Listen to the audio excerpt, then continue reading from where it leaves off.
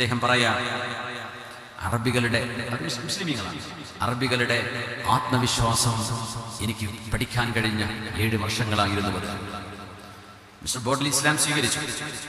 അതിന് മുമ്പത്തെ കഥ പറയാം. അദ്ദേഹം അന്നൊരു കൊടുങ്കാറ്റ് വീശി. അദ്ദേഹം ആ കാട്ടറബികളെ പോലെ ഒരു കൂട്ടം ആടുകളെ മേച്ചു നടന്നതാണ്. അവരുടെ കൂടെ ഒരാളായിട്ട് ജീവിച്ചു. ആടുകളെ മേച്ചു ഒരു കൂട്ടം ആടുകൾ അദ്ദേഹത്തിനുണ്ട്. കൂടെ ഒരുപാട് ബെഡുവിൻസ്. മൊറോക്കോയിൽ നിന്ന് നേരെ കടൽ കടന്നാൽ പിന്നെ സ്പെയിനാണ്. സ്പെയിൻ ഇങ്ങനെ നോക്കിയാൽ കാണും. ടാൻജിയർ എന്ന് പറയുന്ന ഒരു സിറ്റി ഉണ്ട് മൊറോക്കോയിൽ. അവിടെ നിന്നാൽ മെഡിറ്ററേനിയൻ കടലും അറ്റ്ലാന്റിക് സമുദ്രവും കൂടിച്ചേരുന്ന സ്ഥലമാണ്. അതിനപ്പുറത്ത് സ്പെയിൻ്റെ ഒരു സിറ്റി ഇങ്ങനെ നോക്കിയാൽ കാണും. ഞാൻ കണ്ടിട്ടുണ്ട്, കണ്ടവർ വരെ ഉണ്ടായിരിക്കും. ഒരു വല്ലാത്ത ജിയോഗ്രഫിക്കലി ഭയങ്കര ബ്യൂട്ടിഫുൾ ആയിട്ടുള്ള സ്ഥലമാണ്. അതുകൊണ്ട് തന്നെ യൂറോപ്യൻ കൾച്ചർ, അവിടെ സംസ്കാരവും ചില നന്മകളൊക്കെ ഇങ്ങോട്ട് മൊറോക്കോയിലേക്ക് കടന്നു വന്നത് കാണാൻ കഴിയും. മൊറോക്കൻ അറബികൾ നല്ല ക്ഷമയുള്ള, അവിടെ വണ്ടികളൊന്നും അവർ ഹോൺ അടിക്കില്ല.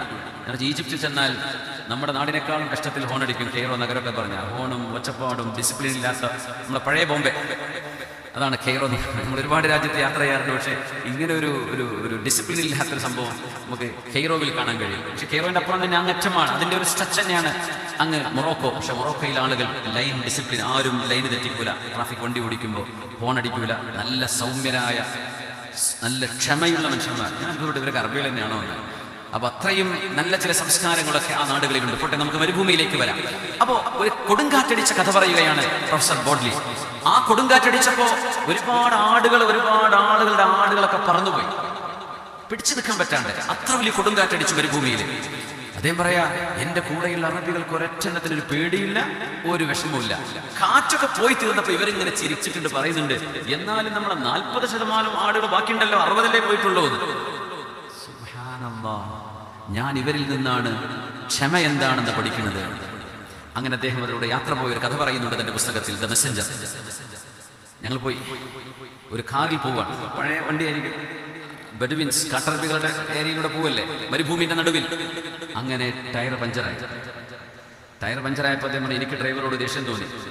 ഞാൻ പറഞ്ഞു, അല്ല പൊന്നു ചങ്ങാതി, ഈ ടയറൊക്കെ ഒന്ന് നോക്കിയിട്ട് പോരണ്ടേ, ഈ മരുഭൂമിയിലൂടെ എവിടുന്ന് പഞ്ചർ കട കിട്ടാനാ? അതിന്റെ കൂടുതൽ ആളുകൾ പറഞ്ഞു, പുണ്യ റസൂലിന്റെ മേൽ സ്വലാത്ത് ചൊല്ലി എന്ന് പറയും. ദേഷ്യപ്പെടുന്നവരൊക്കെ അങ്ങനെ പറയാം, സ്വല്ലി അലൻ നബി, റസൂലിന്റെ മേൽ സ്വലാത്ത് ചൊല്ലി എന്ന് പറയും. അവർ സ്വലാത്ത് ചെല്ലുമ്പോൾ ആ ദേഷ്യം പോകും. അത് അവരുടെ ശൈലി. ആരെങ്കിലും ദേഷ്യപ്പെട്ടാൽ അടിപിടി കൂടാണെങ്കിൽ അവിടെ ചെന്ന് പറയും, സ്വല്ലി അലൻ നബി, റസൂലിന്റെ മേൽ സ്വലാത്ത് ചൊല്ലി. അപ്പൊ ഇദ്ദേഹം പറഞ്ഞു, എന്റെ ടയർ പോയിട്ട് നീ സ്വലാത്തല്ലേ, ഇതിന്റെ എന്താ കാര്യം എന്നൊക്കെ ഞാൻ ആലോചിച്ചു. അങ്ങനെ ഈ പഞ്ചറായ ടയർ കൊണ്ട് കുറച്ചു ദൂരം മുമ്പിൽ പോയി. 3 ടയർ ഒക്കെയാണ്, ഒരു ടയർ പോയിട്ടുണ്ട്. പിന്നെ പോയി വണ്ടി നിന്നപ്പോഴാണ് അറിയുന്നത് പെട്രോളും തീർന്നിട്ടുണ്ട്. മരുഭൂമിന്റെ നടുവിലാണ്. എനിക്ക് എന്തൊക്കെയോ ആക്രോശിക്കാനും നിലവിളിക്കാനൊക്കെ തോന്നി. അവർ പറഞ്ഞു, നമ്മൾ ഇറങ്ങി നടക്കല്ലേ എന്ന് ചോദിച്ചു. അങ്ങനെ ഇവന്മാർ ഒരു കുഴപ്പമില്ലാണ്ട് അവർ കൂളായിട്ട് അങ്ങനെ നടന്നു. എവിടെയാണോ അടുത്ത വണ്ടി കിട്ടുന്നത് അവിടത്തേക്ക് നടന്നു. ഞാനും കൂടെ. എനിക്ക് ക്ഷമ എന്താണെന്നും പടച്ചവൻ നിയന്ത്രിക്കുന്ന ലോകമാണിതെന്നും ഇങ്ങനെ വിശ്വസിക്കുന്ന ഒരു സമൂഹത്തെ എനിക്ക് വേറെ കാണാൻ കഴിഞ്ഞിട്ടില്ല. അങ്ങനെ അദ്ദേഹം എഴുതിയ പുസ്തകമാണ് ദ മെസ്സഞ്ചർ. അത് അദ്ദേഹത്തെ ഇസ്ലാമിലേക്ക് നയിച്ചു. കാരണം ഖദറിലും ഖദാഇലും വിശ്വസിക്കുന്ന ഒരു സമൂഹം. പ്രപഞ്ചത്തിൽ നടക്കുന്നതിൽ നമ്മൾ വിലപിച്ചിട്ട് കാര്യമില്ല.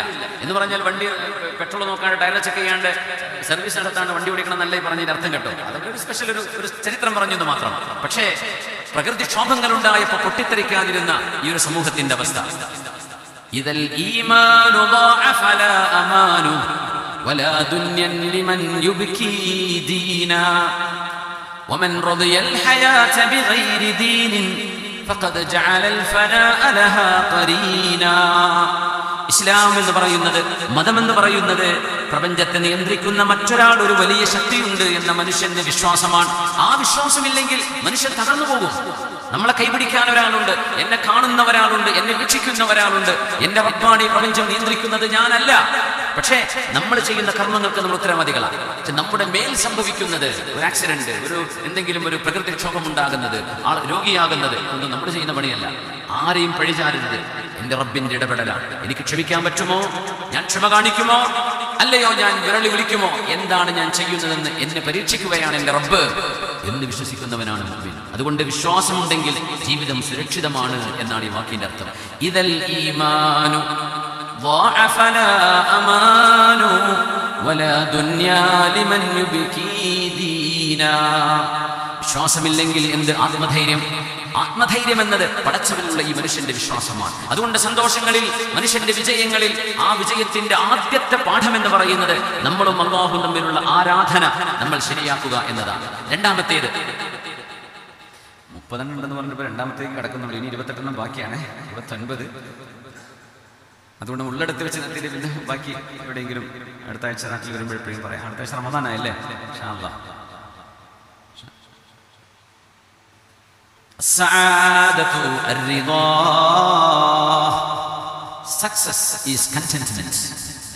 വിജയം എന്ന് പറയുന്നത് മനുഷ്യന്റെ മനസ്സുകൊണ്ട് തൃപ്തിപ്പെടലാണ്, മനുഷ്യന്റെ കൽബ് കൊണ്ട് തൃപ്തിപ്പെടലാണ്. യുദ്ധം നടക്കാൻ പോകുമ്പോ, ഖൈബർ യുദ്ധം നടക്കാൻ പോകുമ്പോ, ആ യുദ്ധത്തിലേക്ക് പോകുമ്പോൾ ജീവൻ നഷ്ടപ്പെടാനിടയുള്ള ഒരു അനുഭവമാണ് യുദ്ധം എന്നൊക്കെ പറയുന്നത്. അന്ന് അത്തരം സാഹചര്യങ്ങൾ ഉണ്ടായി, പ്രവാചകർക്ക് ഇടപെടേണ്ടി വന്നു, പ്രതിരോധിക്കേണ്ടി വന്നു. നമ്മൾ ചരിത്രത്തിലേക്ക് പോവുകയല്ല. ഞാനവിടെ പോയാൽ എന്റെ ജീവൻ എന്താകും എന്ന് പേടിച്ച്, അല്ലെങ്കിൽ ഭീരുക്കളായി മാറി നിന്ന ആളുകളോട് മഹാനായ അലി ഇബ്നു അബീ ത്വാലിബ് റളിയല്ലാഹു അൻഹു ചോദിച്ച ഒരു ചോദ്യമുണ്ട് 2 വരികളിലൂടെ. അയ്യോ യൗമയ്യ മിനൽ മൗതി അഫിറു യൗമുൻ ലാ ഖുദ്ദിർ അം യൗമുൻ ഖുദ്ദിർ. ഞാൻ ഏത് ദിവസത്തെയാണ് പേടിക്കേണ്ടത്? ഇന്നത്തെ ദിവസം എന്റെ മരണം അള്ളാഹു തീരുമാനിച്ചു വെച്ചിട്ടുണ്ടെങ്കിൽ ആ ദിവസത്തെയാണോ പേടിക്കേണ്ടത്? ഇന്ന് ഞാൻ മരിക്കണമെന്ന് അള്ളാഹു തീരുമാനിച്ചില്ലെങ്കിൽ ആ ദിവസത്തെ ഞാൻ പേടിക്കേണ്ടതുണ്ടോ? ഞാൻ മരിക്കുമെന്ന് പടച്ചവൻ തീരുമാനിച്ച ദിവസമാണോ ഇന്ന്? അതല്ല, മരിക്കൂല എന്നാണോ പടച്ചവന്റെ തീരുമാനം? ഞാൻ എന്തിനെയാ പേടിക്കേണ്ടത്? ഇതൊരു വല്ലാത്ത ധൈര്യമാണ്. യൗമുൻ ലാ ഖുദ്ദിറ ലാ അർഹാബുഹു വമിനൽ മഖ്ദൂരി ലാ യൻജുൽ ഹദിർ. എനിക്ക് അല്ലാഹു വല്ലതും സംഭവിക്കണമെന്ന് തീരുമാനിച്ചിട്ടില്ലെങ്കിൽ ഇത് എന്തിനാ ഞാൻ പേടിക്കുന്നത്? പടച്ചവൻ എനിക്ക് വല്ലതും സംഭവിക്കണമെന്ന് തീരുമാനിച്ചിട്ടുണ്ടെങ്കിൽ എന്റെ ഭയം കൊണ്ട് എനിക്ക് രക്ഷപ്പെടാൻ കഴിയുമോ? കഴിയില്ലല്ലോ. അത് സംഭവിക്കുമെന്ന് ഉറപ്പല്ലേ, എന്തിനാ പേടിക്കുന്നത് എന്ന് ചോദിച്ചാൽ, പടച്ചവന്റെ ഖളാ അല്ലാഹു തീരുമാനിച്ചെങ്കിൽ അത് നടന്നിരിക്കും, ഞാൻ അതിന് നിന്നു കൊടുക്കുക മാത്രമാണ് റബ്ബേ. നമ്മുടെ ഈമാൻ കാര്യത്തിൽ 6ാമത്തേത് ഇതാണ്, അൽ ഈമാനു ബിൽ ഖളാഇ വൽ ഖദർ, believe in the divine destiny of Allah, good and evil thereof. നല്ലതും ചീത്തയും, നമ്മുടെ കർമ്മങ്ങളെ പറ്റിയല്ല പറഞ്ഞത്, നമ്മൾ അനുഭവിക്കുന്നതിൽ നമുക്ക് സംഭവിക്കുന്ന നല്ലതും ചീത്തയും എല്ലാം അല്ലാഹു തീരുമാനിച്ചുറപ്പിച്ച് ഇവിടെ നടപ്പാക്കുന്നതാണ്. അതൊന്നും ഒരു റാൻഡം ആക്ഷനുകളല്ല എന്ന് പഠിപ്പിക്കുന്ന ഈമാനു ബിൽ ഖദർ. ചരിത്രത്തിലേക്ക് വരാം. സഅദ് ഇബ്നു അബീ വഖാസ് റളിയല്ലാഹു അൻഹു മഹാനവറുകൾ ജീവിതത്തിന്റെ അവസാന കാലം കണ്ണിന്റെ കാഴ്ച നഷ്ടപ്പെട്ടു പോയിരുന്നു. അല്ലാഹു നമ്മുടെ കണ്ണിന് ആഫിയത്ത്, നമ്മുടെ ശരീരത്തിന് മുഴുവനും ആഫിയത്ത്, മരണം വരെ അല്ലാഹു നമുക്ക് നിലനിർത്തി തന്ന് അനുഗ്രഹിക്കട്ടെ. കണ്ണ് നഷ്ടപ്പെട്ടാൽ പിന്നെ യാ അല്ലാഹ്, ഷുഗർ കൊണ്ടും മറ്റൊക്കെ കണ്ണിന്റെ കാഴ്ച നഷ്ടപ്പെട്ട എത്രയോ ആളുകൾ ദുആരക്കാൻ പറഞ്ഞവരൊക്കെ ഉണ്ടായിരുന്നു. അല്ലാഹു എല്ലാവർക്കും ആ കാഴ്ച ശക്തി അല്ലാഹു അത്ഭുതകരമായി തിരിച്ചു കൊടുക്കട്ടെ. ആമീൻ യാ റബ്ബൽ ആലമീൻ. സഅദ് ഇബ്നു അബീ വഖാസ് റളിയല്ലാഹു അൻഹു ഹബീബിന്റെ അമ്മാവൻ എന്ന നബി തങ്ങൾ ആലങ്കാരികമായിട്ടല്ല, തങ്ങളുടെ കുടുംബ ബന്ധത്തിലും ആ വഴിയിലൂടെ വരുമ്പോൾ സഅദ് എന്നവർ നബി തങ്ങളുടെ പിതൃ സഹോദരനാണ്. മല്ലഹു അമ്മുൻ കഅമ്മി ഫഅരിനി അമ്മഹു. യുദ്ധം നടക്കുമ്പോ പുണ്യ നബി തങ്ങൾ പറഞ്ഞു, ആർക്കാണ് എന്റെ എളാപ്പയായ സഅദ് റളിയല്ലാഹു അൻഹുവിനെ പോലെ ആർക്കാണ് ഒരു പിതൃ സഹോദരൻ ഉള്ളത്? എനിക്കൊന്ന് കാണിച്ചുതാ. സഅദ് എന്ന് പറയാം, ആ വാക്ക് മതി എനിക്ക്. എന്നെ റസൂൽ അങ്ങനെ ഒന്നും ആദരിച്ചില്ലേ എന്റെ പേര് പറഞ്ഞിട്ട്? ഞാൻ റസൂലിന്റെ അമ്മ. അമ്മ എന്ന് പറഞ്ഞാൽ പിതാവിന്റെ സഹോദരങ്ങൾക്കാണ് അമ്മ എന്ന് പറയാ. എന്നെ റസൂൽ അത് മതി എനിക്ക്. മഹാനായ സഅദ് എന്നവർ എപ്പോഴും അതിങ്ങനെ ആലോചിച്ച് സന്തോഷിച്ചിരിക്കാറുണ്ട്. എനിക്ക് പറഞ്ഞു, ഞാൻ ഇസ്ലാം സ്വീകരിക്കുന്ന കാലം പുണ്യ റസൂൽ എന്റെ നെഞ്ചിലിങ്ങനെ കൈവച്ചു, എന്നിട്ട് എനിക്ക് ഷഹാദത്ത് ചൊല്ലി തന്നു. ഞാൻ ഇസ്ലാം സ്വീകരിച്ചു. 10-15 വർഷം കഴിഞ്ഞിട്ട് സഅദ് എന്നവർ പറയാണ്, വല്ലാഹി ലഅജിദു ബർദ കഫൈഹി അലാ സുദരി ഹാദാ. ആ പുണ്യകരങ്ങളുടെ കയ്യിന്റെ തണുപ്പ് ഇന്നും എന്റെ നെഞ്ചിൽ ഞാൻ അനുഭവിക്കുന്നുണ്ട്. റളിയല്ലാഹു അൻഹു. അവരുടെ ആത്മബന്ധമാണ് ആ പറയുന്നത്.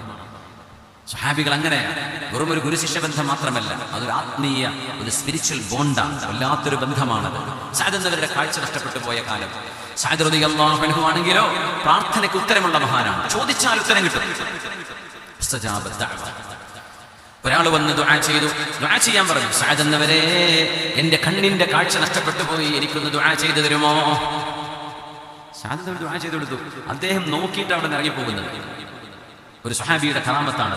അതൊന്നും ഡിങ്കൻ കഥയല്ല. മുസ്ലിമീങ്ങൾക്ക് അത് വിശ്വസിക്കാൻ പ്രയാസമില്ലല്ലോ.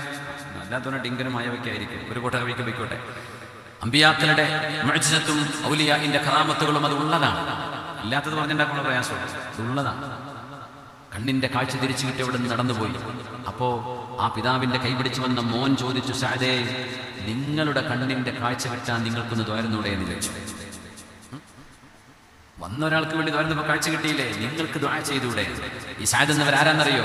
സ്വർഗത്തിലേക്ക് പോകുമെന്ന് ഹബീബ് പറഞ്ഞ 10 പേരുടെ പേരെടുത്ത് പറഞ്ഞതിൽ ഒരാളാണ് ഈ സഅദ് ഇബ്നു അബീ വഖാസ് റളിയല്ലാഹു അൻഹു. ثم الرضا عن أبي بكر وعن عمر وعن علي وعن عثمان ذي الكرم سعد سعيد زبير طلحة وأبي عبيدة وابن عوف عاشر الكرم. സഅദ് റളിയല്ലാഹു അൻഹു പറഞ്ഞു, യാ ബുനയ്യ, പൊന്നുമോനെ, ഖളാഉല്ലാഹി അഹ്സനു ഇൻദി മിൻ ബസ്വരി. എന്റെ റബ്ബ് എന്റെ കണ്ണിന്റെ കാഴ്ച എടുത്തു കൊണ്ടുപോയിട്ടുണ്ടെങ്കിൽ ആ ഖളാഇൽ തൃപ്തിപ്പെടുന്നതാണ് മോനെ.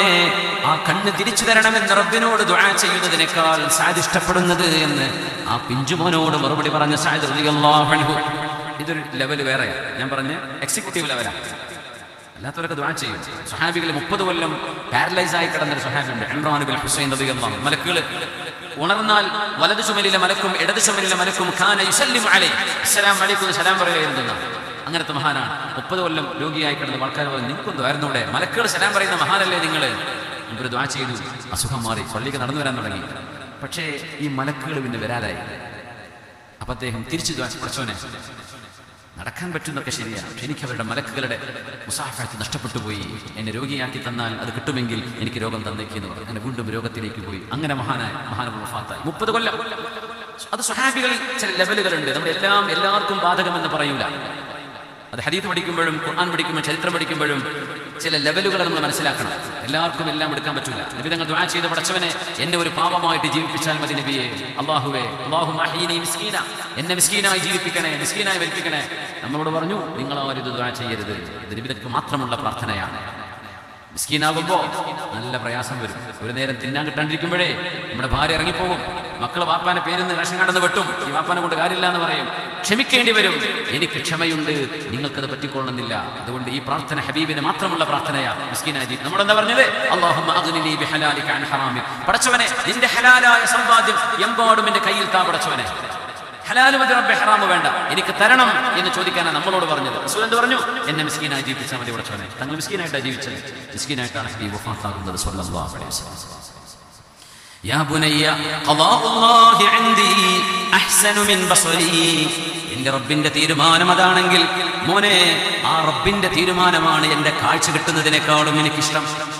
അല്ലാഹുവിന്റെ ഖളാഇൽ മനുഷ്യൻ വിശ്വസിക്കണം. ചില ഇടപെടലുകൾ, ചില വിവാഹബന്ധങ്ങൾ മോചിക്കപ്പെടും, വിവാഹബന്ധങ്ങൾ മുറിഞ്ഞു പോകുന്നത്, മക്കൾക്ക് മരണം സംഭവിക്കുന്നത്, മാതാപിതാക്കൾക്ക് അസുഖങ്ങൾ സംഭവിക്കുന്നത്, കടം കൊണ്ട് നമ്മൾ കുടുങ്ങിപ്പോകുന്നത്, ജോലിസ്ഥലത്ത്, നമ്മൾ വർക്ക് ചെയ്യുന്നിടത്ത്, പ്രവാസ ലോകത്ത്, നാട്ടിലെ പ്രതിസന്ധികൾ നമ്മുടെ മുമ്പിലേക്ക് വരുമ്പോഴെല്ലാം അല്ലാഹു നമ്മുടെ വിശ്വാസത്തിന്റെ ഖനമെത്രയാണെന്ന് പരിശോധിക്കുകയാണ്.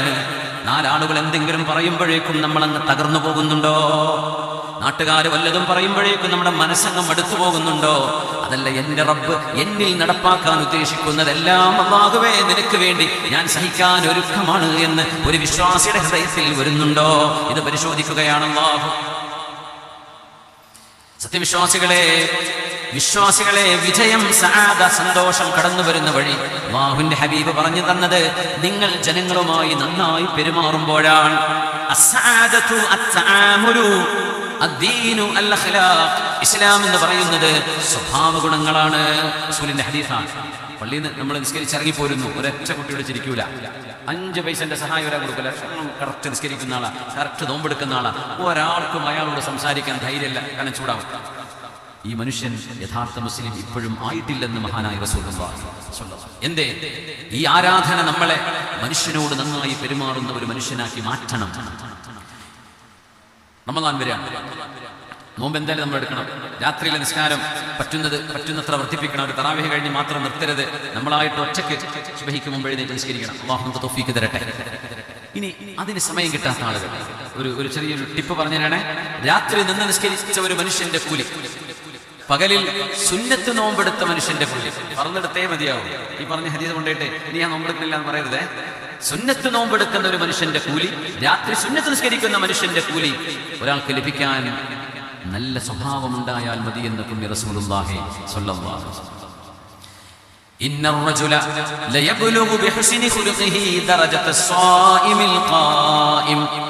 രാത്രികാലങ്ങളിൽ നിന്ന് നിസ്കരിക്കുകയും പകലന്തിയോളം സുന്നത്തായി നോമ്പെടുക്കുകയും ചെയ്യുന്ന ഒരു മനുഷ്യന്റെ പ്രതിഫലം, ഒരാളിന്റെ പ്രതിഫലം സൽസ്വഭാവമുള്ള ആണിനും പെണ്ണിനും അല്ലാഹു രേഖപ്പെടുത്തുന്നു എന്ന് റസൂലുള്ളാഹി സ്വല്ലല്ലാഹു അലൈഹി വസല്ലം. ഹബീബിന്റെ കൂടെ നാളെ അരികത്തിരിക്കണമെന്ന് ആർക്കാണ് ആഗ്രഹമില്ലാത്തത്?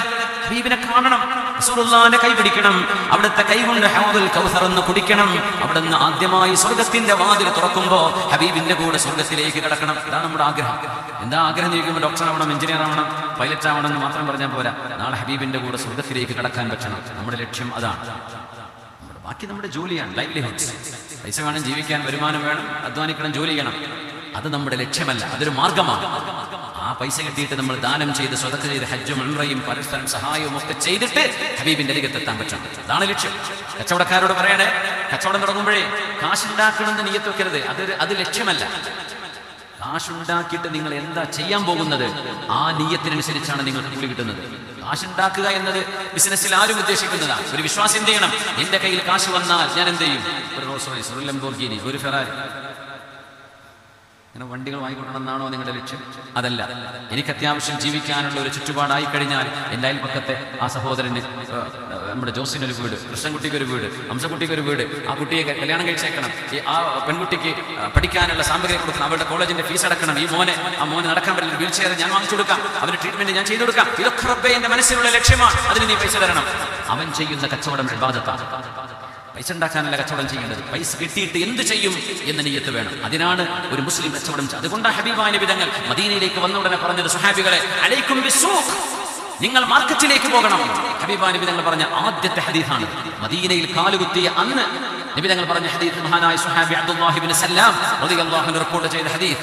ആ ഹദീസിന്റെ ഭാഗമാണ് അലൈക്കും ബിസ്സൂഖ്, നിങ്ങൾ അങ്ങാടിയിലേക്ക് പോകണം, കച്ചവടം ചെയ്യണം. എന്തിനെന്നറിയോ? സമൂഹത്തിന്റെ സേവനം ചെയ്യണമെങ്കിൽ കാശ് വേണം, കാശുണ്ടാക്കണമെങ്കിൽ അധ്വാനിക്കണം. അതുകൊണ്ട് കച്ചവടത്തിന് പോകണം. എല്ലാവരും മാർക്കറ്റിലേക്ക് പോകണമെന്ന് പറഞ്ഞു നബി തങ്ങൾ സ്വല്ലല്ലാഹു അലൈഹി വസല്ലം. മുഹാജിറുകളോട് പറഞ്ഞു, അൻസ്വാരികൾ കൃഷിക്കാരാ, അവർക്ക് കൃഷിയിടമുണ്ട്. മദീനക്കാർക്ക്, മക്കയിൽ നിന്ന് വന്നവർ, അവർക്കൊന്നുമില്ല, പോയി കച്ചവടം ചെയ്യൂ എന്ന് പറഞ്ഞു. അങ്ങനെ അബ്ദുറഹ്മാൻ ഇബ്നു ഔഫ് എന്നവർ ഏറ്റവും വലിയ മുതലാളിയായി മാറിയത്. സിദ്ദീഖ് റളിയല്ലാഹു അൻഹു കച്ചവടക്കാരനാണ്. ഉസ്മാൻ ഇബ്നു അഫ്ഫാൻ എന്നവർ വലിയ മുതലാളിയാണ്. ത്വൽഹത്ത് ഇബ്നു ഉബൈദില്ല, ആ 10 പേരിൽ പറഞ്ഞ മഹാന ത്വൽഹ എന്നവര് വലിയ, ഈ 10 പേരിൽ 3 പേരും വലിയ മുതലാളിമാരാണ്. അത് ശ്രദ്ധിച്ചിട്ടില്ല. അബ്ദുറഹ്മാൻ ഇബ്നു ഔഫ് എന്നവർ മദീന കണ്ട ഏറ്റവും വലിയ മുതലാളിയാണ്. പിന്നെ ഉസ്മാൻ ഇബ്നു അഫ്ഫാൻ റളിയല്ലാഹു അൻഹു മുതലാളിയാണ്. ത്വൽഹത്ത് ഇബ്നു ഉബൈദില്ല റളിയല്ലാഹു അൻഹു വലിയ മുതലാളിയാണ്. സഅദ് എന്നവരും മുതലാളിയാണ്. പറയുകയാണെങ്കിൽ ഈ 10ൽ 4 പേർ വലിയ ഹൈ ഗ്രേഡ് മുതലാളിമാരാണ്. പക്ഷേ നമ്മുടെ മുതലാളിമാരോട് അവനവനും സ്വന്തം കുടുംബവും മാത്രം കഴിഞ്ഞവരല്ല, സമൂഹത്തിന് വേണ്ടി ദാനം ചെയ്ത മഹാന്മാർ. മദീനയിലേക്ക് 1000 ഒട്ടകപ്പുറത്ത് യാത്രാ സംഘവുമായി കച്ചവട സാധനങ്ങളുമായി സിറിയയിൽ നിന്ന് കടന്നു വന്ന മദീനയിലെത്തിയപ്പോൾ ഉസ്മാൻ ഇബ്നു അഫ്ഫാൻ റളിയല്ലാഹു അൻഹു ചോദിച്ചു മദീനക്കാരോട്, മദീനക്കാരെ, ആരാണ് എന്റെ കച്ചവട സാധനം റീറ്റെയിലിന് ആരൊക്കെയാ വാങ്ങിക്കുക, എത്രയാ പൈസ തരാം? അവർ പറഞ്ഞു, ഓരോ 10 ദിർഹമിനും ഞങ്ങൾ 11 തരാൻ തന്നുകൊണ്ട് സ്വീകരിക്കാം.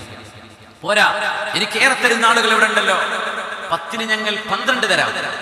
പോരാ എന്ന് പറഞ്ഞു. 10ന് ഞങ്ങൾ 13 തരാം. പോരാ, ഈ 13 തരാമെന്ന് പറഞ്ഞിട്ട് ഈ മദീനയിൽ ഞങ്ങളല്ലാത്ത, ഈ ഹോൾസെയിലുകാരിൽ നിന്ന് വാങ്ങുന്ന റീറ്റെയിലുകാർ ഞങ്ങളല്ലാത്ത ആരാണ് ഉസ്മാനെ ഇവിടെയുള്ളത്?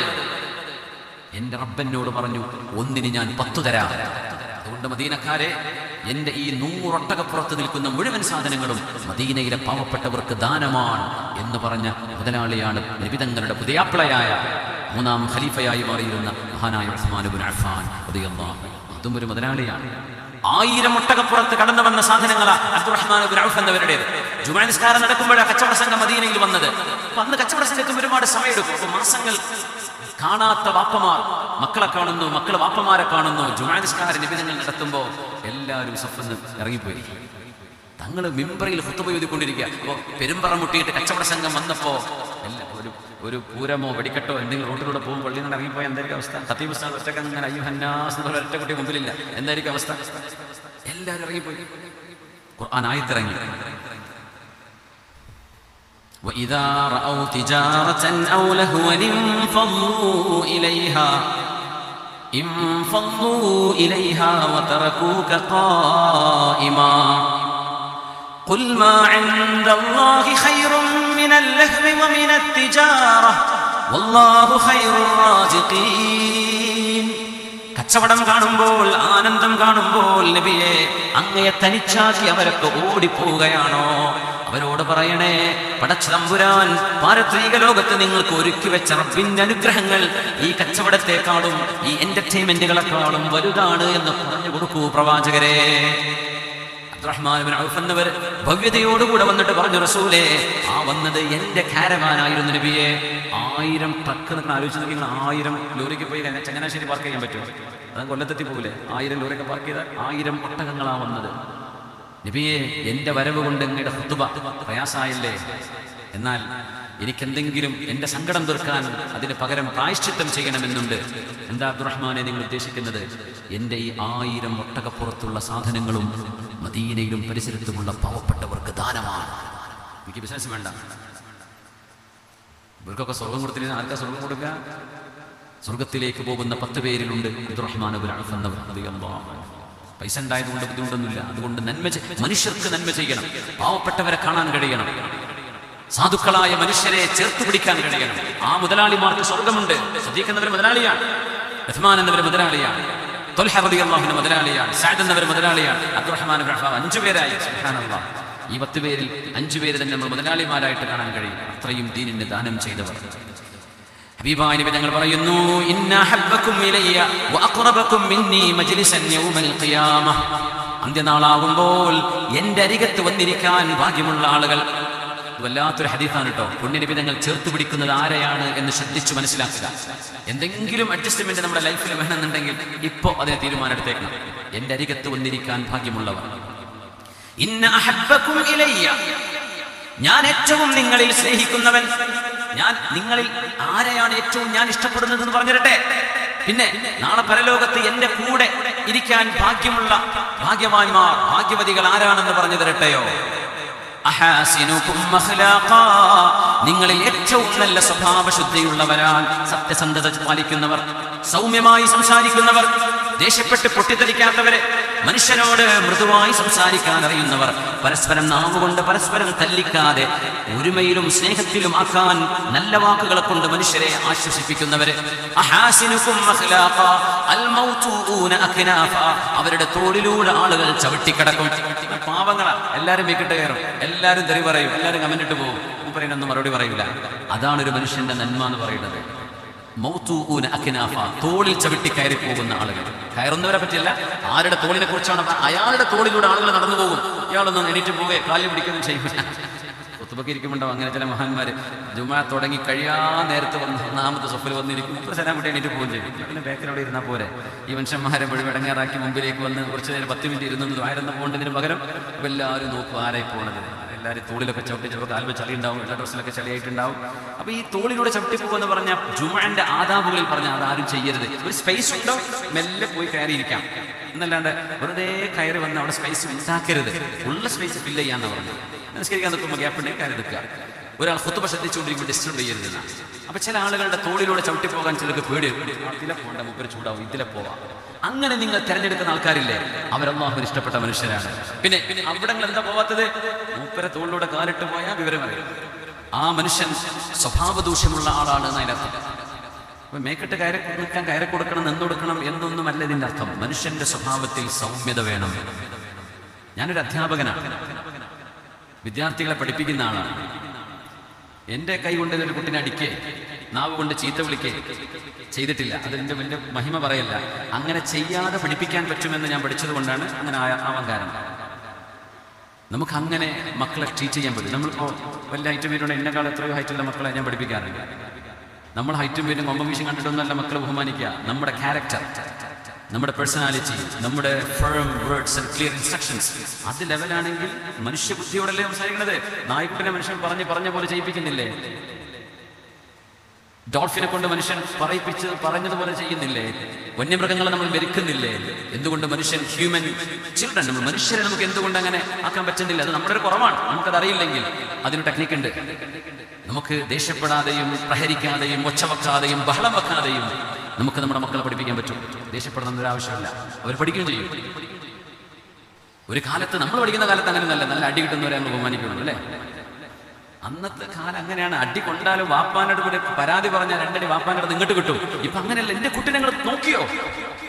ടീച്ചറാകെ 10,000 രൂപയൊക്കെ ജോലി ചെയ്യുന്നത്, 15,000. ഏറ്റവും വില കുറഞ്ഞ ശമ്പളത്തിനാണ് ഈ പാവം ടീച്ചേഴ്സിനൊക്കെ പ്രൈവറ്റ് സ്കൂളുകളൊക്കെ ജോലി ചെയ്യിപ്പിക്കുന്നത്. പുറമെ നാട്ടുകാർ മെക്കിട്ട് കയറാൻ വരും. മാനേജ്മെന്റിന്റെ ദേഷ്യപ്പെടൽ, പാരന്റ്സിന്റെ ഒരു പാരന്റ്സ് ഇവരുണ്ട്. എന്തൊക്കെ കേൾക്കണം ഈ സാധുക്കൾ. എനിക്ക് സങ്കടം തോന്നാറുണ്ട്.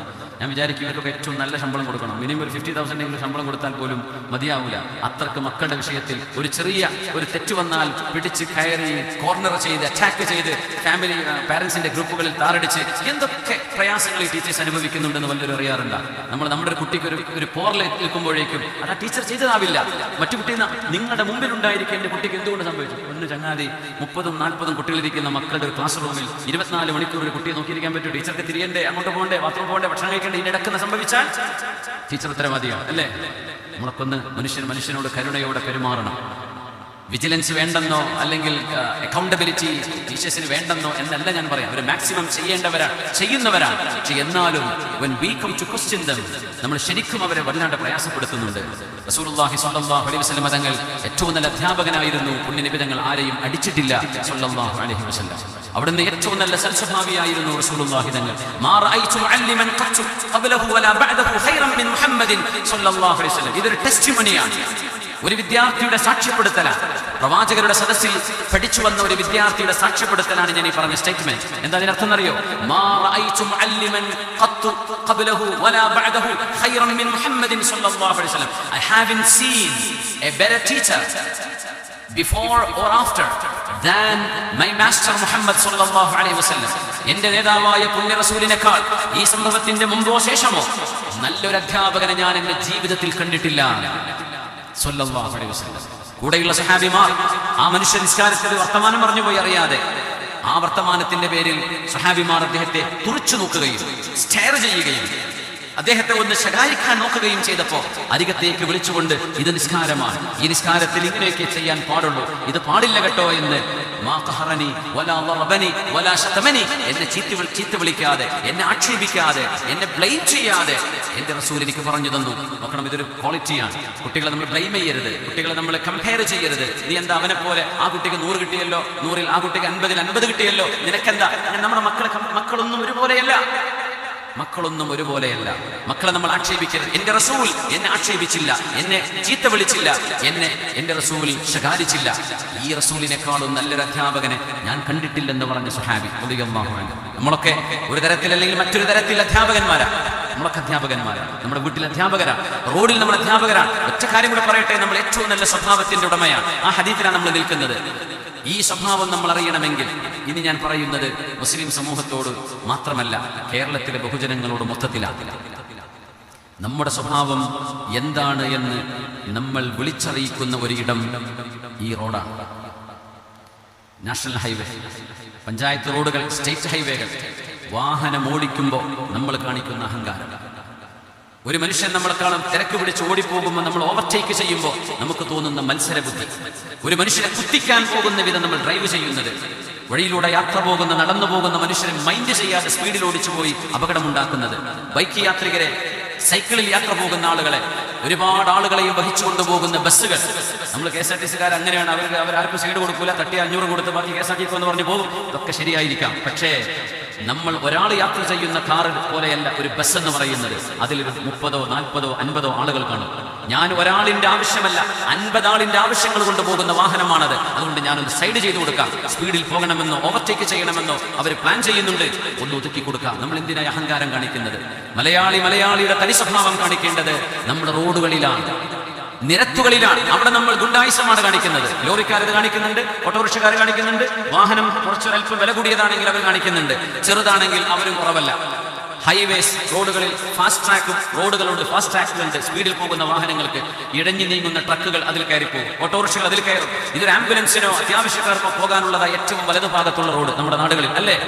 ഇതൊക്കെ മര്യാദയാണ്. ഇത് മനുഷ്യന്റെ സ്വഭാവമാണ് ഈ കാണിക്കുന്നത്. ആര് ഹോണടിച്ചാലും ഞാൻ മാറി തരൂല, ഇത് എന്റേതുമാണ് എന്ന ഭാവത്തിൽ സൈഡ് കൊടുക്കാതെ നമ്മൾ കാണിക്കുന്ന ഈ പോക്കിരിത്തരമൊക്കെ നമ്മുടെ സ്വഭാവമാണ് വിളിച്ചോതുന്നത്. ഒരു മുസ്ലിമിന്റെ സ്വഭാവം ആൾക്കൂട്ടത്തിൽ ഇരിക്കുമ്പോൾ മാത്രമല്ല, നടക്കുമ്പോഴും വാഹനം ഓടിക്കുമ്പോഴും അവൻ സൽസ്വഭാവിയാവണം. അല്ലാഹു നമുക്കതിന് തൗഫീഖ് തരട്ടെ. ഈ സംസ്കാരമാണ് മുസ്ലിമിനെ മുസ്ലിമാക്കുന്നത്. നാളെ എന്റെ കൂടെ അരികത്തിരിക്കാൻ ഭാഗ്യമുള്ളവർ, ഞാൻ നാളെ ഏറ്റവും സ്നേഹിക്കുന്നവർ നിങ്ങളിൽ സൽസ്വഭാവികളായ മനുഷ്യരെയാണെന്ന് റസൂലുള്ളാഹി സ്വല്ലല്ലാഹു അലൈഹി വസല്ലം അവിടുന്ന് പറഞ്ഞു. ഹബീബായ നബി തങ്ങൾ മദീനയിലൂടെ നടന്നു പോകുന്നു. സമയമായി അല്ലേ? ഒരു 2 മിനിറ്റ് കൂടെ നമുക്കൊരു അവാർഡ് വിതരണം ഉണ്ടല്ലോ അല്ലേ? ട്രോഫി വിതരണം ചെയ്യാം. ട്രെയിൻ 10:15 എന്നാ വിടല്ലേ? കുഴപ്പമില്ല, ഒരു 20 മിനിറ്റ് കൂടെ പോകും അല്ലേ? ഇൻഷാ അല്ലാഹ്. ട്രെയിന് ചെയിൻ വലിച്ച് നിർത്തിയൊന്നല്ലല്ലോ. അപ്പോ ഹബീബായ നബി തങ്ങൾ ഒരു യാത്രയിലാണ് സ്വല്ലല്ലാഹു അലൈഹി വസല്ലം. അവിടെ നിന്ന് യാത്ര പോകുമ്പോൾ സ്വഹാബികൾ സീരിയസ് ആയ ഒരു വിഷയത്തിൽ ഹബീബിന്റെ കൂടെ യാത്ര ചെയ്തുകൊണ്ടിരിക്കുകയാണ്. ആലോചിച്ച് നോക്കുക, മദീനയിൽ പുണ്യ നബി തങ്ങൾ ഒരു ഉസ്താദും ശിഷ്യന്മാരും പോകുന്നത് പോലെ ആയിരിക്കില്ല ആ പോക്ക്. അന്ത്യപ്രവാചകരെന്ന മുഖത്ത് കടുത്ത പ്രകാശമുണ്ടായിരുന്ന, ഒത്ത ഹൈറ്റും നീളവും ശരീരഭംഗിയും പുഞ്ചിരിയും പല്ലുകളുടെ വെളുപ്പും ചുണ്ടിന്റെ ചമപ്പും നെറ്റിയുടെ മനോഹാരിതയും ആ മുടിയുടെ ചമൽക്കാരവും എല്ലാം വിശദീകരിച്ചിരുന്ന ഷമാഇൽ തുർമുദിയിലെ ഹബീബിന്റെ ശരീര വൈശിഷ്ട്യം നമ്മളൊന്ന് ആലോചിച്ച് നോക്കുക. എവിടെന്ന് തങ്ങളെ ആര് കണ്ടാലും ഒരു ആൾക്കൂട്ടത്തിൽ തങ്ങളായിരിക്കും ഏറ്റവും വലിയവരെന്നാണ് സ്വല്ലല്ലാഹു അലൈഹി വസല്ലം. അങ്ങനെയായിരുന്നു. കുറെ ഹൈറ്റുള്ള ആളുടെ കൂട്ടത്തിൽ പോയാൽ തങ്ങളായിരിക്കും അതിൽ ഏറ്റവും ഹൈറ്റ് ഉള്ളവർ. അല്ലാത്തവരുടെ കൂടെയാണെങ്കിൽ അതിൽ ഹൈറ്റ് ഉള്ളവർ നബിയായിരിക്കും. കൂടുതൽ മോശമായ ഹൈറ്റ് നബിക്ക് ഉണ്ടായിരുന്നില്ല. നബിതങ്ങൾ നബിതങ്ങൾ ഒരുപാട് ലോങ്ങുമല്ല, ഒരുപാട് ഷോർട്ടുമല്ല. He was in between. തങ്ങളൊരു മിതത്വമുള്ളവർ. ആ ഒരു മഹാനായ പ്രവാചകനെ ഒന്ന് മനസ്സിൽ ഇങ്ങനെ കാണും. മുഖപ്രകാശമുള്ളവർ. അനസ് എന്നവർ പറഞ്ഞു, പൂർണ്ണ ചന്ദ്രൻ ഉദിച്ച രാവിൽ ഞാനിങ്ങനെ ചന്ദ്രനിലേക്ക് നോക്കി. പുണ്യ നബിതങ്ങൾ ഒരു ചമന്ന വസ്ത്രം ധരിച്ചുകൊണ്ട് ആ നിലാവിന്റെ രാത്രിയിൽ ഞങ്ങളോടൊപ്പമുണ്ട്. ഞങ്ങൾ ഹബീബിന്റെ മുഖത്ത് നോക്കി, ചന്ദ്രനിൽ നോക്കി, മുഖത്ത് നോക്കി. ആ മുഖം ചന്ദ്രനെക്കാളും ശോഭയുള്ളതാണെന്ന് ഞങ്ങൾ കണ്ടിട്ടുണ്ട് എന്ന് അനസ് ഇബ്നു മാലിക് റളിയല്ലാഹു അൻഹു. ആ ഹബീബ് ഇങ്ങനെ നടന്നു പോവുകയാണ് മദീനയിൽ. അപ്പോഴുണ്ട് ഒരു വൃദ്ധയായ ഒരു അടിമപ്പെണ്ണുങ്ങൾക്കെന്ന് ചോദിക്കാനും പറയാനും ആരുമില്ല.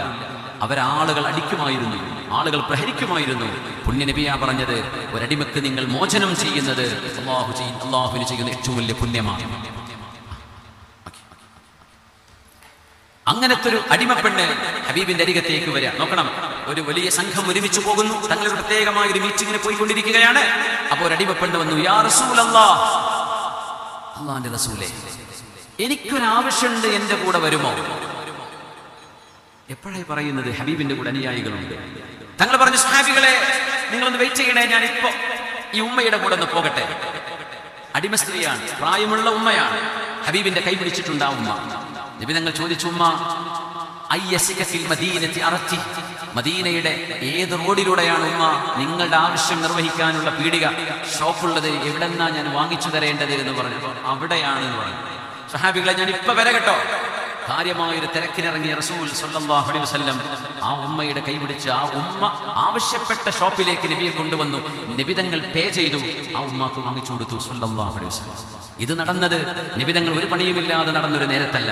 ഹബീബായ നബിതങ്ങൾ ഒരു സീരിയസ് എക്സ്പെഡിഷന് പോകുന്ന ഒരു സമയത്താണ്. തങ്ങൾ ആ ദൗത്യ നിർവഹണത്തിനിടയിൽ പോലും അടിമയായ ഒരു പ്രായമായ ഉമ്മ, അങ്ങേക്ക് ഞാനുണ്ടുമ്മ അങ്ങയുടെ കൂടെ, എന്താ നിങ്ങൾക്ക് വേണ്ടത്? നിങ്ങൾ പറഞ്ഞെടുത്ത് ഞാൻ വരാം എന്ന് പറഞ്ഞ് ഹബീബ് ആ ഉമ്മയുടെ കൂടെ പോയത്.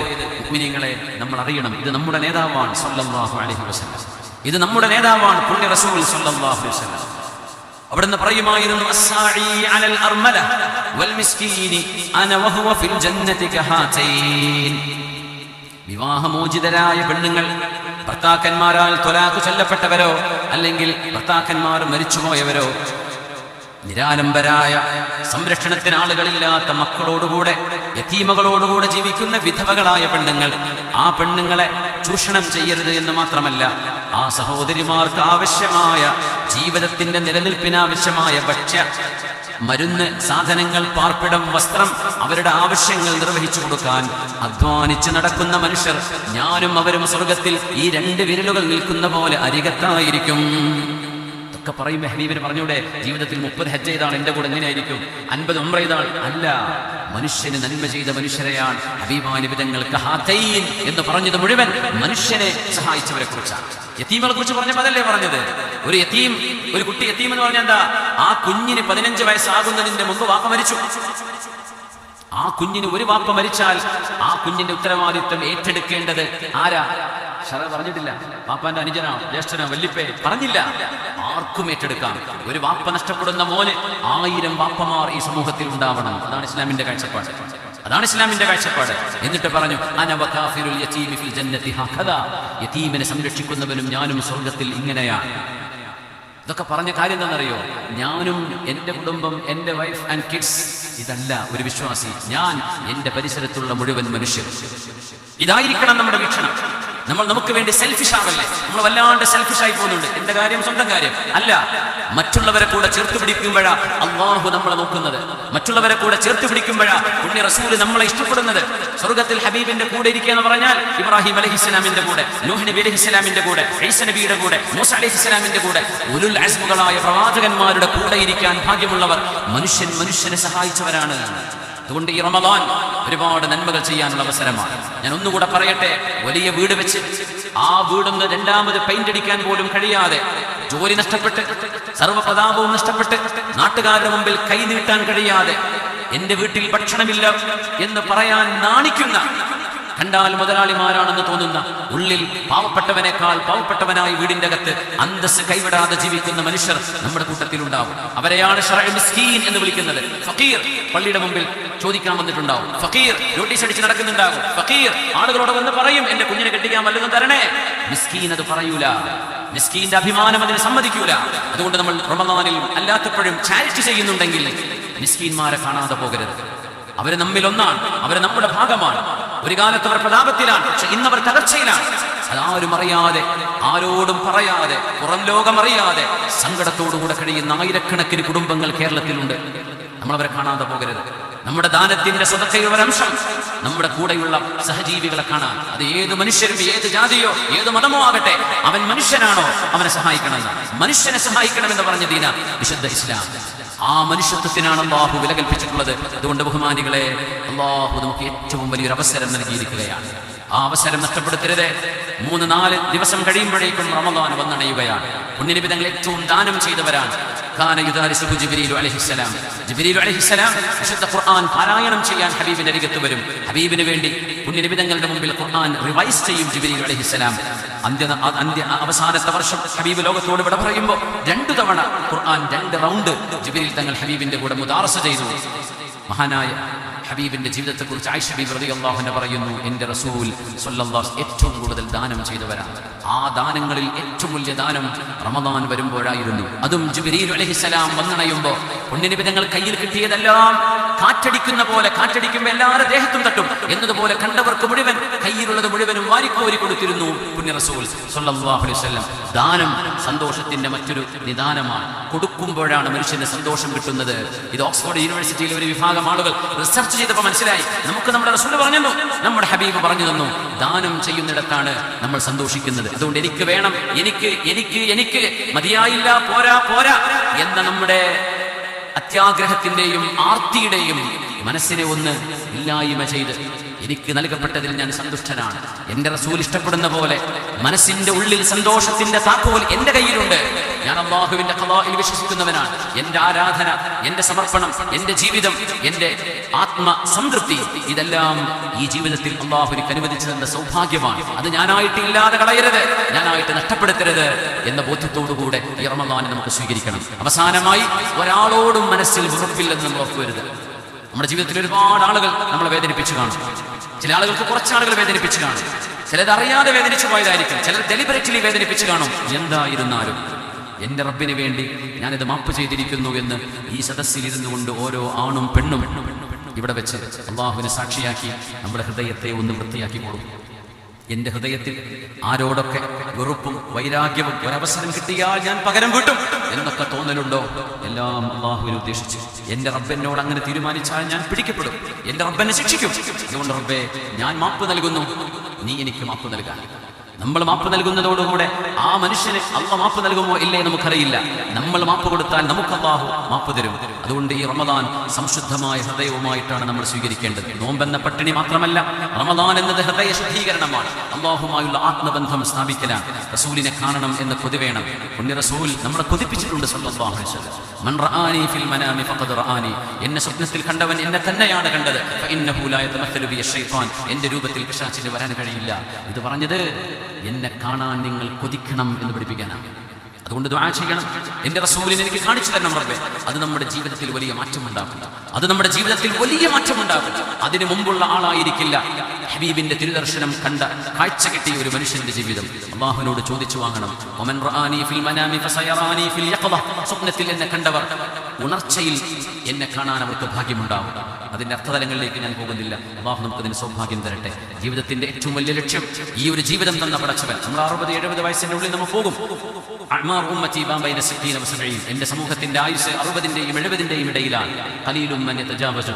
അതും കഴിഞ്ഞു കിടക്കുന്ന ആളുകൾ കുറച്ചേ ഉണ്ടാവുള്ളൂ എന്ന്. അതുകൊണ്ട് 60 ഹിറ്റായി കഴിഞ്ഞാൽ ഹബീബ് യാത്ര ചോദിച്ച സമയത്തേക്ക് നമ്മൾ എത്തിത്തുടങ്ങി. ഇനിയും നമ്മൾ ബിസിനസ്സും അതും ഇതും അതൊക്കെ മക്കളെ ഏൽപ്പിക്കും. കൂടുതൽ ഇബാദത്തിലേക്ക് ഫോക്കസ് ചെയ്യും. ഒരുപാട് നന്മകൾ ചെയ്യാൻ മനസ്സുകൊണ്ട് തയ്യാറെടുക്കുക. 60 കഴിഞ്ഞവർക്ക് മാത്രമല്ല, ഓരോരുത്തരും പ്രായപൂർത്തിയായവർ മുഴുവനും ഇന്നല്ലെങ്കിൽ നാളെ ഒരു മുന്നറിയിപ്പ് വരാതെ എനിക്ക് എൻ്റെ റബ്ബിന്റെ മുമ്പിലേക്ക് പോകേണ്ടി വരും എന്ന തോന്നലോടുകൂടെ തന്നെ ജീവിക്കുക. അല്ലാഹുവിനോട് മാപ്പ് ചോദിച്ചാൽ അത് പുറത്തു തരും. എന്നോട് നിങ്ങൾ ചോദിക്കണേനെ പടച്ചവൻ പറഞ്ഞു. നിങ്ങൾ എന്താ ചോദിക്കാത്തത്? എനിക്ക് മാപ്പ് താ റബ്ബേ എന്ന് നിങ്ങൾ എന്തുകൊണ്ട് ചോദിക്കുന്നില്ല? ഇതാ അല്ലാഹുവിന്റെ പരാതി. റബ്ബിനോട് ചോദിക്കാം. നമുക്ക് ഒരുപാട് ആഗ്രഹങ്ങളുണ്ട്, ഒരുപാട് ആവശ്യങ്ങളുണ്ട് ഈ ലോകത്ത് നിർവഹിക്കപ്പെടാൻ, അന്തസ്സിലും അഭിമാനത്തിലും ജീവിക്കാൻ. പടച്ചവനോട് ചോദിച്ചോളൂ. പ്രത്യേകിച്ച് സുബഹിന്റെ മുമ്പ് ഒരു 10 മിനിറ്റ് മുമ്പെങ്കിലും എഴുന്നേറ്റ് 2 റക്അത്ത് സുന്നത്ത് നിസ്കരിച്ച് നിങ്ങൾ ചോദിച്ചാൽ, മനസ്സറിഞ്ഞ് നിങ്ങൾ ചോദിച്ചാൽ അത് അല്ലാഹു നിങ്ങൾക്ക് തന്നിരിക്കും. അത് ഗ്യാരണ്ടിയാണ്. അനുഭവിക്കേണ്ട ഒരു കാര്യമാണ് ഞാനിവിടെ പറയുന്നത്. നിങ്ങൾ അനുഭവിക്കാതെ നിങ്ങൾക്കത് ബോധ്യപ്പെടില്ല. നിങ്ങൾ അല്ലാഹുവിനോട് ചോദിച്ചു വാങ്ങണം. ഞാൻ പറയുന്നത് കേൾക്കാൻ എൻ്റെ റബ്ബന്റെ കൂടെയുണ്ട് എന്ന് നമുക്ക് ഓരോരുത്തർക്കും ബോധിക്കുന്ന ഒരു തെളിവ് അല്ലാഹുവിനോട് ചോദിച്ചു വാങ്ങണം. വെറുതെ അള്ളാഹുവിനെ വിശ്വസിച്ചാൽ പോരാ. അല്ലാഹു എൻ്റെ വിഷയത്തിൽ ഇടപെടുന്നുണ്ട്. മനുഷ്യരാർക്കും ഇടപെടാൻ കഴിയാത്തത് എൻ്റെ റബ്ബ് എനിക്ക് ചെയ്തു തരുന്നുണ്ട്. ഇത് റബ്ബ് ചെയ്തു തന്നിരിക്കും. നമുക്കൊക്കെ അനുഭവം വേണം. എനിക്ക് എൻ്റെ അനുഭവങ്ങൾ എനിക്കുണ്ട്. എൻ്റെ ഈമാൻ അത് എന്നെ സഹായിച്ചിട്ടുണ്ട്. നിങ്ങൾ ഓരോരുത്തർക്കും അനുഭവങ്ങൾ വേണം. ഒരുപാട് അനുഭവങ്ങൾ ചോദിച്ചു വാങ്ങണം പടച്ചവനോട്. അപ്പോഴാണ് നമ്മൾ ഈ പറയുന്നതും വിശ്വസിക്കുന്നതും സത്യമാണെന്ന് ബോധിക്കുള്ളൂ. അല്ലെങ്കിൽ അത് ഉസ്താദ് പറഞ്ഞു, വേദ പറഞ്ഞു പോയി, മുപ്പര് വന്നു പോയി. അല്ല, ഇത് സത്യവും പരമസത്യവുമാണ്. ഇത് പരമമായ യാഥാർത്ഥ്യമാണ്. അള്ളാഹുവിനെ കണ്ടുമുട്ടുന്നത് വരേക്കും പടച്ചതമ്പുരാനെ കാണുക എന്ന ലക്ഷ്യത്തിലേക്ക് മനസ്സുകൊണ്ട്, വെമ്പൽ കൊണ്ട്, കൊതിയൂറി, ആനന്ദം കൊണ്ട് തുള്ളിച്ചാടുന്ന മനസ്സുമായിട്ട് ജീവിക്കേണ്ടവരാണ് മുഅ്മിനീങ്ങൾ. അവർക്ക് മരണമാസന്നമാകുമ്പോൾ ഈ ലോകത്ത് നിന്ന് എല്ലാം നഷ്ടപ്പെട്ടു പോവുകയാണ് എന്ന് തോന്നില്ല. ഞാൻ എൻ്റെ കാരുണ്യവാനെ കാണാൻ പോവുകയാണ്. എന്റെ മരണം അടുത്ത ഒരു ജീവിതത്തിന്റെ തുടക്കമാണ്. കാരുണ്യവാനാണ് എന്റെ രക്ഷിതാവ്. എന്നെ കുറിച്ച് എന്റെ അടിമകൾ എന്താണോ എന്നെ കുറിച്ച് വിചാരിക്കുന്നത്, ഞാൻ അങ്ങനെയാണ്. അള്ളാഹു പറയാം, എനിക്ക് മാപ്പ് തരുമെന്നാണ് നമ്മൾ വിശ്വസിക്കുന്നതെങ്കിൽ അള്ളാഹു നമുക്ക് മാപ്പ് തന്നിരിക്കും. അതുകൊണ്ട് റബ്ബിനെ കുറിച്ച് നല്ലത് വിചാരിക്കുക. അള്ളാഹു നമ്മളെ നന്നാക്കി തരും. അള്ളാഹു നമ്മുടെ വിഷയങ്ങൾക്ക് പരിഹാരം തരട്ടെ. രോഗങ്ങൾക്ക് ശിഫ നൽകട്ടെ. അള്ളാഹു നമ്മുടെ ആഗ്രഹങ്ങൾ സഫലമാക്കി തരട്ടെ. സ്വർഗ്ഗലോകം വരെ അള്ളാഹു നമ്മളെ എത്തിച്ചു തന്ന് സഹായിച്ച് അനുഗ്രഹിച്ചു തരട്ടെ. ആമീൻ യാ റബ്ബൽ ആലമീൻ. 1-2 ചടങ്ങുകളുടെ ബാക്കിയുള്ളത് കഴിഞ്ഞ് നമുക്ക് ദുആ ചെയ്തുകൊണ്ട്